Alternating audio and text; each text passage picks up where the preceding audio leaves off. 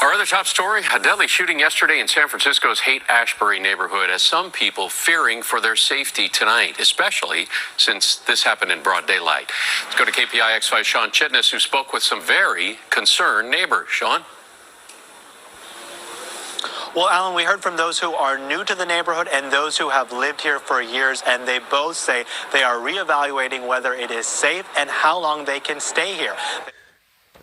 Wow, that was fast, San Francisco. And I've been covering this for a while. No channel has had their finger on the pulse of the Pasty Liberal in San Francisco more than this channel. Those of you who've been, watching the videos for at least the last year, we've been all over this. It's just mind-boggling. And it's kind of funny, man, that one shooting and they ready to leave. Like, each neighborhood, all it takes is a rash of shootings. Stuff that, literally, in the Sun Belt, San Francisco's Sun Belt, we're talking about every night.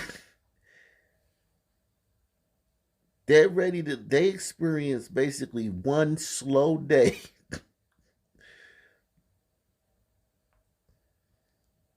Say it rains all day in the hood and everybody inside most of the day. And the cops is hot on the block. So one slow day in the hood. And they like, we out. And the reason the hood is like that is because of them. Think about that. The hood suffers because of these policies that these pasty liberals promote, pass, enact, demand. The hood is in shambles because of their... Now, of course, we know the hardware is bad. Some people got defective hardware, but it wouldn't be this bad if it wasn't for the policies as well as the hardware. And then, not only do they enact and force these policies on these people, but then they live away from them. They self-segregate. And then when the crime spills over into their community, just a little teensy-weensy bit, they're like, we're moving again. We're moving even further away from you.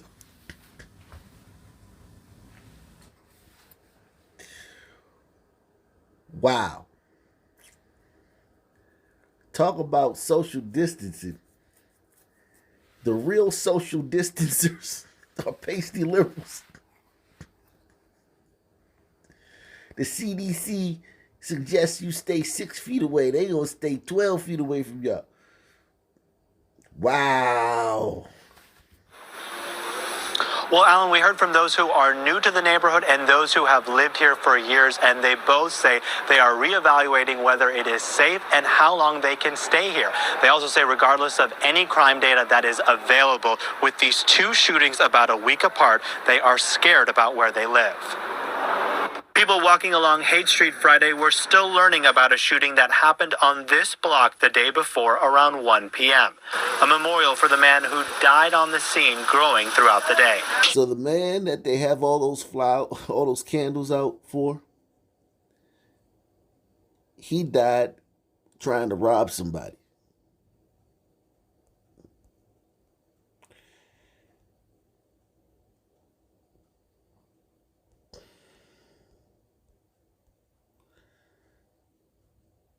Multiple sources tell ABC 7 News anchor Dion Lim the man who was shot and killed is 21-year-old Samuel Jessup Bershiaga, and known by his friends and family as Sammy. Sources say he and another man tried to rob someone else. A struggle ensued, and that would-be robbery victim was able to wrangle a gun from Jessup Burciaga and shoot him in the face. Jessup Burciaga fell on top of the man as another person fired shots. The person who was being robbed was injured. Burciaga was pronounced dead. So that's the shooting that happened on Haight-Ashbury that these pasty liberals are all got their panties in a bunch about. And look, hey, they're not used to this stuff. People walking along Haight Street Friday were still learning about a shooting that happened on this block the day before around 1 p.m. A memorial for the man who died on the scene growing throughout the day. Shootings is kind of a next step, and anything violent is pretty abnormal for me. So it does feel like overall in the city things are trending that direction. Ian McLean doesn't live too far from Thursday's shooting, and he lives even closer to the gunshots fired in another shooting in his neighborhood late last month. A bullet from that shooting actually entered my bedroom and was fortunately stopped by a dresser. So, a random bullet just flew into his bedroom. And if it wasn't for the dresser, if he had a different interior design, he could be dead. Wow. Now that's a problem. I get that. Yeah, you got to move. I get him wanting to move, wanting to leave that area. This happens all the time. All the time in the Sun community. I mean, all the time. Okay? All the time. And I'm going to give these pasty liberals a break, man. Because, like he said, they don't live amongst this violence, man. That's y'all. They have the same policies that y'all have. The same policies that they enact, they also live by. So, the question is,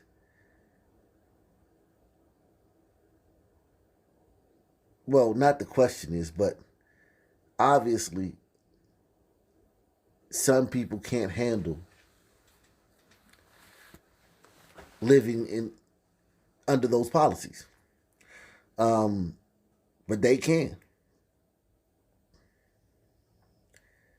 The safest places in D.C. are where they live at by themselves. Now, when they live amongst y'all, it's sketchy, but when they live by themselves, and there's plenty of neighborhoods in D.C. where it's just them. Safe. I'm talking about Iceland safe.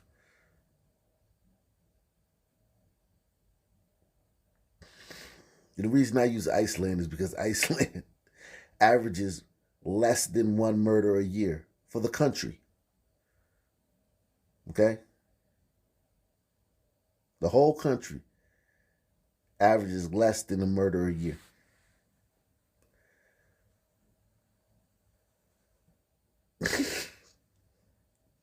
So you'll hear me frequently use them. And you already know the demographic there.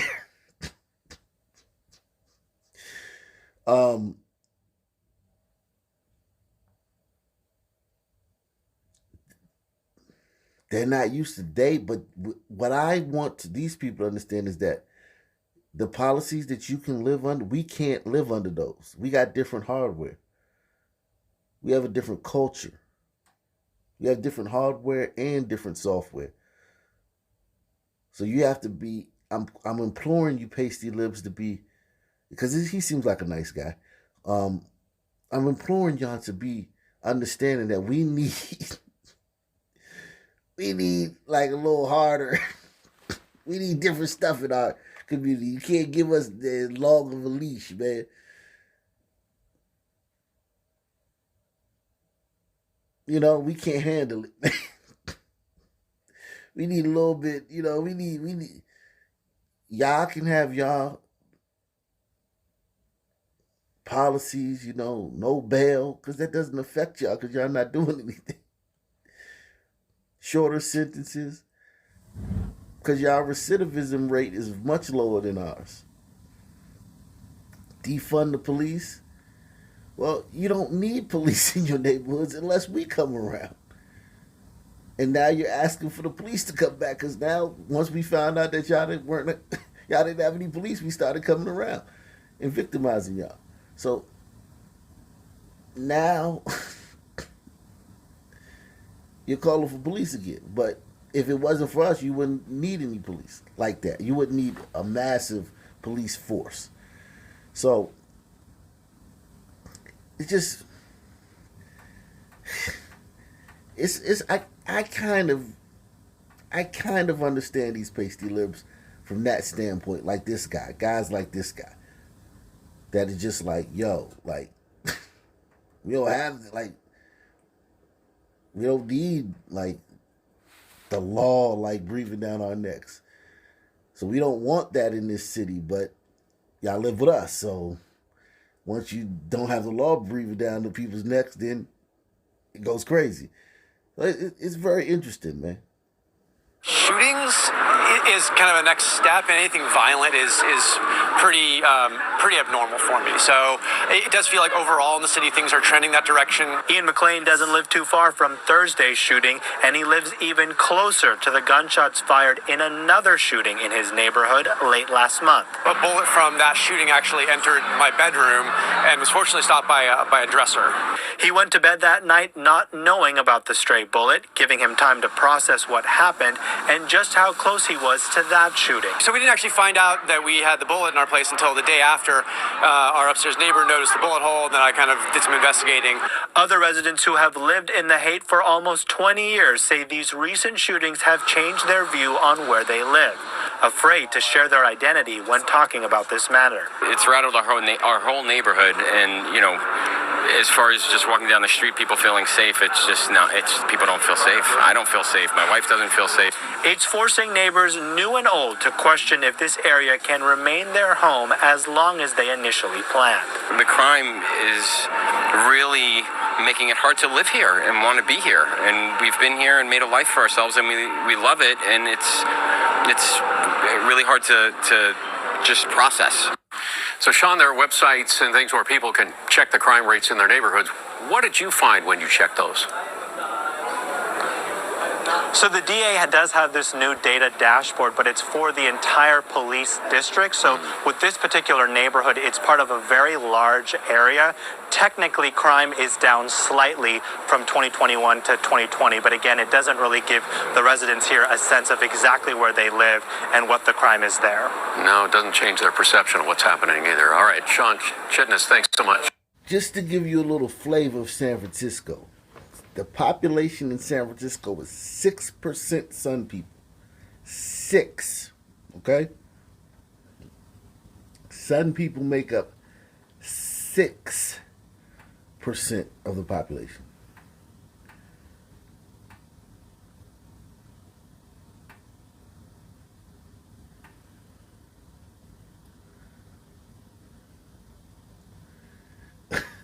I mean, God, dog.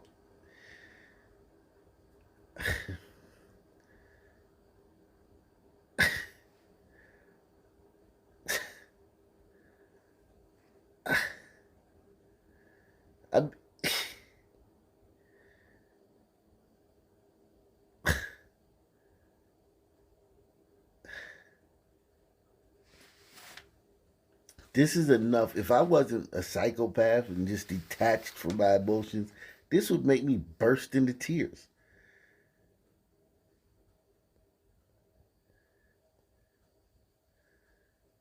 Like literally 6% of the population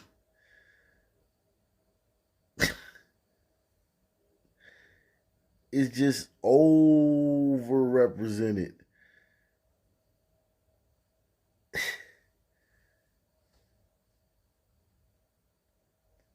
And as you can see, they don't have as many total because we're already down to August of 2019 just from scrolling. this far. In many cities, we'd be in June of this year. But the reason they don't have that many because there's only 6% sun people.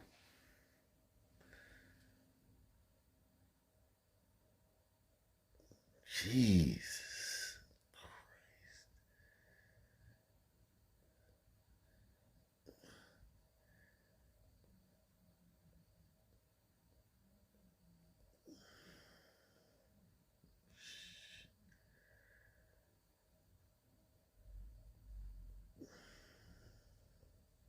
Live look at San Francisco, where a woman is facing permanent blindness in one eye after being shot in the face with a paintball gun. KPX5 reporter Betty Hughes got more on the unprovoked attack.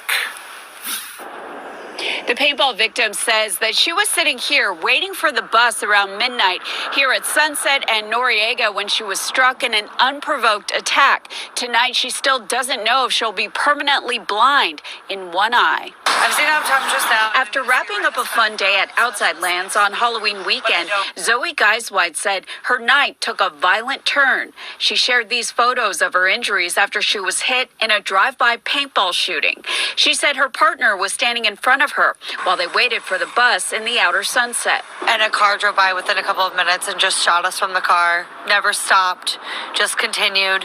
It hit him like 6 times in the back and then hit me 3. I got hit in the leg, the hand, and the eye.